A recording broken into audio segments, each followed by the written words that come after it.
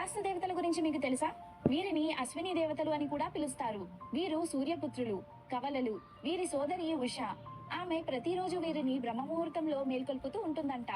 ఆ తరువాత వారి రథాన్ని అధిరోహించి తమ సోదరి ఉషను ముందు కూర్చోబెట్టుకుని తూర్పు దిక్కు నుంచి పడమట దిక్కుకి ప్రయాణిస్తారని పురాణాలు చెప్తున్నాయి.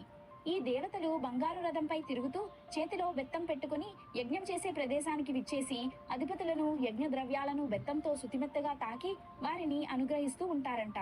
ఈ దేవతలు ఎప్పుడూ కూడా ఒక చెయ్యి అభయముద్రలో, ఇంకో చెయ్యి ఆయుర్వేద గ్రంథాన్ని పట్టుకుని ఉంటారు. వీరిని దేవతల వైద్యులు అని కూడా పిలుస్తూ ఉంటారు. తదాస్తు దేవతలు ప్రతిరోజు ఒక సమయంలో భూలోకం మొత్తం సంచరిస్తూ ఉంటారు. ఈ సమయంలో ఏ కోరిక కోరినా జరుగుతుంది అని విశ్వాసం. సూర్యాస్తమయానికి 24 నిమిషాల ముందు తదాస్తు దేవతలు తిరుగుతూ ఉంటారు. ఓం శ్రీ అశ్వినియే నమః అనేటటువంటి నామాన్ని జపించి మనసులో ఏ కోరిక కోరినా వారు ఆ కోరికని నెరవేరుస్తారంట.